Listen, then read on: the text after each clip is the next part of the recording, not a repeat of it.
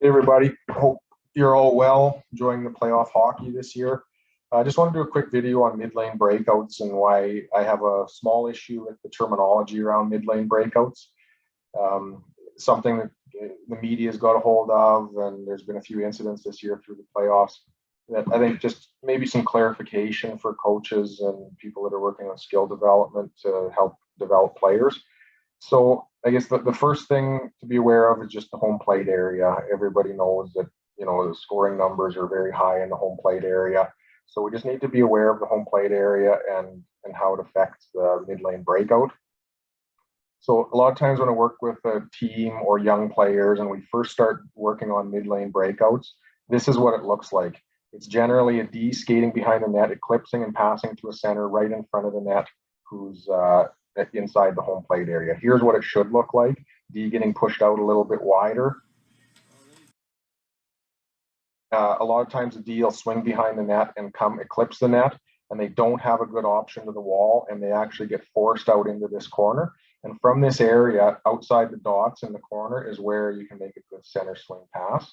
A lot of times it's being caught outside that home plate area as the centerman accelerates through home plate and out of home plate and picks up that pass dot lane or even wider and accelerates from there. So that's the biggest issue I find is it's not really a mid lane breakout. Where is the mid lane of the ice?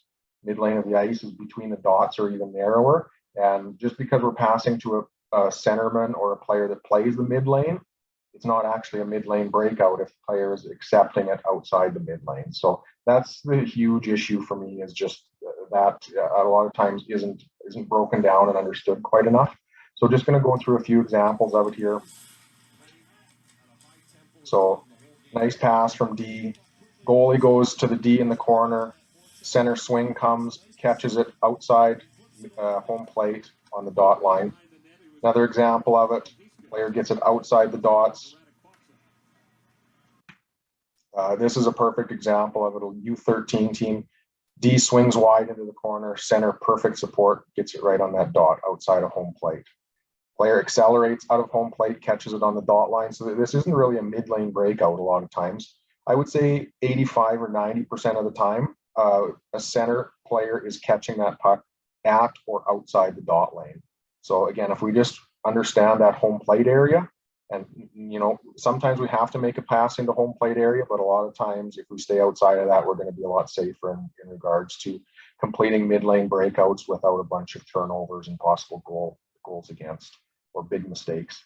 So this is one I don't like. And this is a perfect example of young players. What they always do is they want to eclipse the net and then make a pass right from the side of that trapezoid somewhere around there into a player in home plate. So that direct where there's not a bunch of stagger between the D and the center, that's generally where we get in trouble. So all it takes, if this player would have bobbled that pass or had it turned over right here, it's a 3-on-0 back at the net. So that relationship is definitely one that happens, and then there's mistakes, and then people say, well, why would you break out up the middle? Why do you pass in front of your net? So just understanding kind of the risk management of this whole breakout is going to help you in regards to setting your system and helping your tactical game. So this one this is an anomaly. So you've got almost again, this is a long time ago. Systems have changed. I just pulled these videos from an old library. You've got two Pittsburgh players kind of in a 2-1-2 formation. So there's a great big pocket in the middle of the ice, right in that home plate area. So with this one, it's okay. You knew that there was nobody behind him. Again, players being solution-based, they're going to figure out a way to get things done. This one I don't really like. Gets flushed out and then ends up coming back right through the crease. I mean, it works, but again, high-risk play.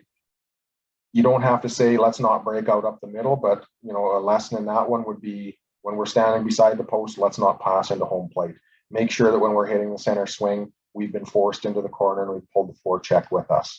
So just a few quick examples. And I see kind of the way YouTube is going. I click on everything that's under 5 minutes long now. So I'm going to try to do a bunch more videos and keep them fairly short, under that 5 minute. I know my old ones were all 15, 20 minutes. So I'm going to try to get with the times and start creating a little bit more content that's short and to the point. So hope that helps, makes sense. If you have any comments, please leave them or reach out to me at NorCan Hockey on Instagram. That would be great. Always love having hockey conversations and learning new things from other passionate people. So thanks. Have a great one.